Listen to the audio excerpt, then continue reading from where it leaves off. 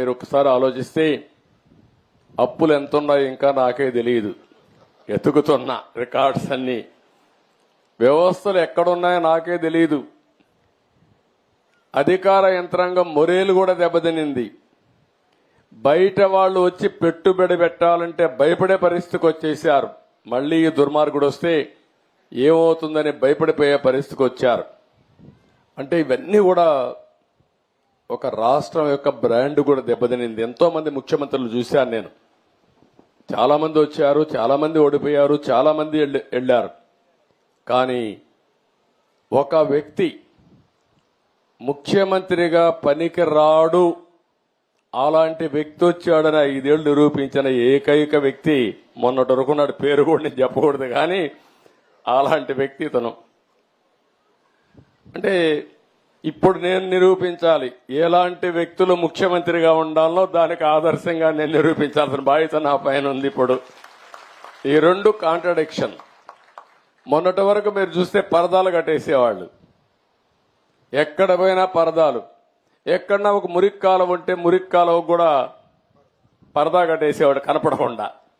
దాస్తే దాగుతుందా, మురికి వాసన రాకుండా ఉంటుందా అని అడుగుతున్నా మిమ్మల్ని. సమస్యలు పరిష్కారం చేయడానికి ప్రభుత్వాలు ఉండాలనే గాని సమస్యల్ని దాచిపెట్టి మనసును చంపుకొని బ్రతకడం లేకుంటే ఇంకొక విధంగా చేయడం కరెక్ట్ కాదని చెప్పి కూడా నేను మీకు తెలియజేస్తున్నా. నేను రాజకీయాలు మళ్లీ మాట్లాడతాను. ఈ రోజు వచ్చిన పని గురించి ఒకసారి మీ అందరితో నేను మాట్లాడతాను. ఈ రోజు నేను వచ్చింది పెన్షన్ పండుగ.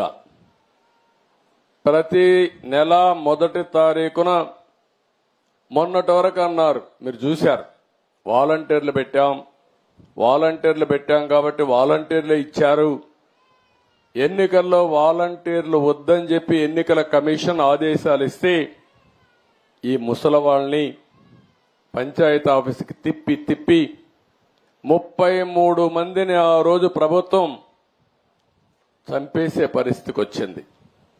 మంచి ఎండలు, మే నెలలో ఎండల్లో తిప్పి దిక్కుదెలిని పరిస్థితిలో ఏప్రిల్ మేలో 33 మంది చనిపోయారు. మేము ఆ రోజు పోరాడాం, అయినా కూడా వినలేదు. ఈరోజు గ్రామ సచివాలయం ఉంది, 1,20,000 మంది ఉన్నారు. 1,20,000 మందిని ఉపయోగించుకుంటే 40-50 పెన్షన్లు ఇస్తే అయిపోతాయి. ఈరోజు అందుకనే ఆ పట్టుదలతోనే గ్రామ సచివాలయ సిబ్బందితో ఒకే రోజు రాష్ట్రంలో అందరికీ పెన్షన్ ఇచ్చే కార్యక్రమానికి శ్రీకారం చుట్టాం. ఎందుకు జరగదో చూపించాలని.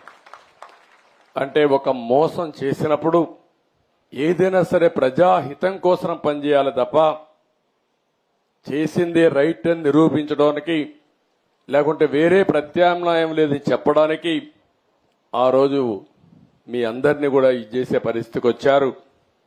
దగా, మోసం, మాట్లాడితే అబద్దాలు. నిన్న కూడా మీరు చూస్తూ ఉంటారు, అనునిత్యం 5 ఏళ్లు అబద్దాలతో బతికారు. ఇప్పుడు కూడా అబద్దాలతో బతకాలనుకుంటున్నారు. నా దగ్గర అది వీళ్ళ కాదు. వాస్తవాల్ని ప్రజలకు చెప్పి మీలాంటి అబద్దాల కోరల్ని శాశ్వతంగా రాజకీయాలు లేకుండా భూసమాధి చేసే బాధ్యత తెలుగుదేశం పార్టీ, ఎన్డీఏ తీసుకుంటామని చెప్పి నేను మీకు తెలియజేస్తున్నా. ఈ సందర్భంగా ఒక మాట కూడా చెప్పాలి. మొన్న నేను అదే మరి పవన్ కళ్యాణ్ గారు ఇద్దరం కూడా ఎన్నికల ముందే జట్టు కట్టామంటే దానికి కారణం ప్రభుత్వ వ్యతిరేక ఓటు ఒక్కటి కూడా చీలకూడదని ఎప్పుడైతే 2 పార్టీలకు ఒక అవగాహనకు వచ్చామో ఆ రోజే ఎన్నికలైనాయనే అభిప్రాయంతో అందరూ వచ్చారు. ఆ తర్వాత బీజేపీతో కలిశాం. 3 పార్టీల కలయిక కూడా మీరు గుర్తుపెట్టుకోవాల్సింది, ఈ రాష్ట్ర ప్రయోజనాలు ఆశించి ఇప్పుడుండే ప్రస్తుత పరిస్థితిలో ప్రజలు గెలవాలి, రాష్ట్రం నిలదొక్కుకోవాలన్న ఆలోచనతోనే చేశాం. నేను చేసింది, మేము చేసింది సరైన నిర్ణయమని కులాలకు, మతాలకు, ప్రాంతాలకు అతీతంగా బ్రహ్మాండంగా గెలిపించారు. నా చరిత్రలో ఎన్నో ఎన్నికలు చూశాను, కానీ 11 సీట్లతో గెలిచింది వైఎస్ఆర్ కాంగ్రెస్ పార్టీ. చూస్తే ఇది ఒక చరిత్ర. ఎప్పుడు కూడా ఇన్ని తక్కువ సీట్లు ఎవరికీ రాలేదు. అంటే ప్రజల నిర్ణయం అది. దాన్ని మేము ఇంకొకటి కూడా చెప్తున్నాను, మేము ఎప్పటికి కూడా ఇక్కడుండే మా నాయకులు మొత్తం రాష్ట్రంలో ఉండే నాయకులు ఎప్పుడు మీకు సేవకులుగా ఉంటాం తప్ప పెత్తందారులుగా ఉండమని మరొక్కసారి మీ అందరికీ హామీ ఇస్తున్నా.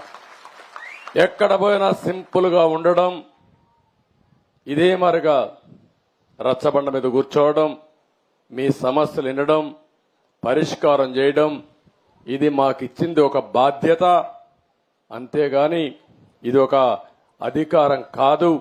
ఆ విషయం కూడా మీ అందరికీ గుర్తు చేస్తున్నాను. ఇప్పుడు సబ్జెక్టుకు వస్తే